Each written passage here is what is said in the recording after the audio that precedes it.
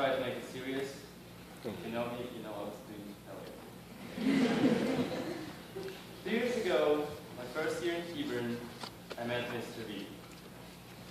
I remember how it went. I was walking down the science building, and after I passed his room, he looked out and said, "Hey, you're the new Russian guy?" Turned around and said, "Yes, I'm indeed the new Russian guy."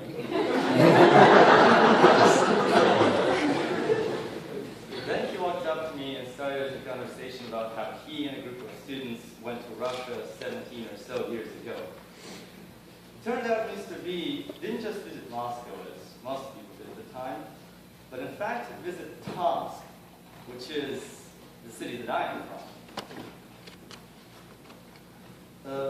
I was really surprised. Wow, such a coincidence. I come here all the way from Tomsk, Siberia, to have a teacher who actually was there. But that wasn't it. Mr. B had in fact visited the university that my father works at. So chances are he probably met my father before I was even able to speak. After finishing his fascinating story, Mr. B then proceeded to showing off his Russian skills. "Ooh, I also know some Russian words," he said. "Well, okay, go ahead." I was expecting to hear something like, I don't know, like, "Hello, thank you, how are you doing?" Something typical like that. Instead I heard, "Kurочки Aeroflota." My sister got it.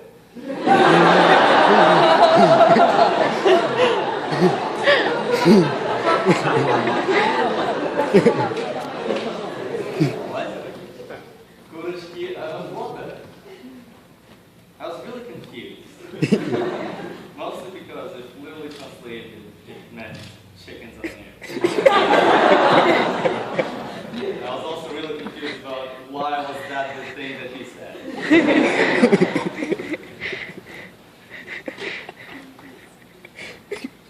We then proceeded to talk about some other stuff, but it was time for the next class to start, so I left. After a year of passing by his classroom, exchanging words in Russian, I got to be in his physics class next year, where I got to know Mr. B a lot more.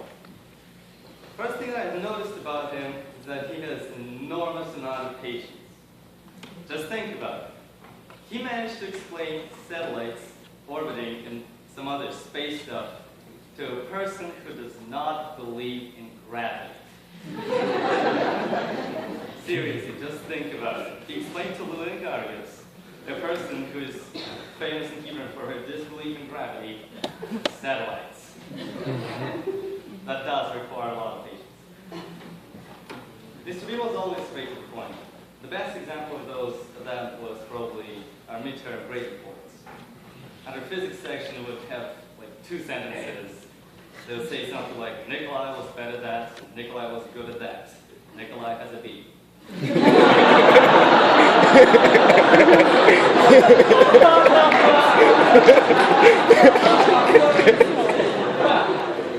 Also, his sense of humor is very close to mine, mostly sarcastic. The other big thing that I noticed about him was, besides physics, his biggest hobby was probably politics. I wasn't really big into that, but my class did make use of that by distracting him in the middle of the class. Starting a conversation about some North Korean nuclear warhead missile thing. It would go something like that. "If all the objects' mechanical energy is potential, Mr. B, how about that North Korea?" You could tell was actually pretty interesting.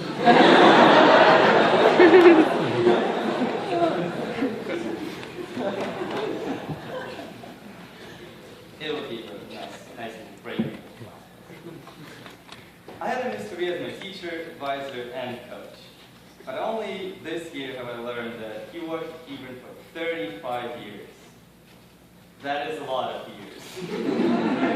I cannot comprehend that number because I'm only 18, that's like 2.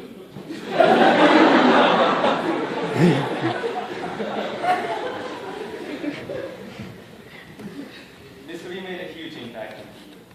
From big things like shaping the spirit of the school and bringing sports awards yearly on in cross country and track. Such little nice things like filling out his classroom with rockets, slow cars, rails, springs, mechanical oil, a hover train, magnetic wave bridge, and all sorts of other physical stuff. So that anyone passing by his classroom would practically smell the science in that room. Making that room the most sciencey room in the science building.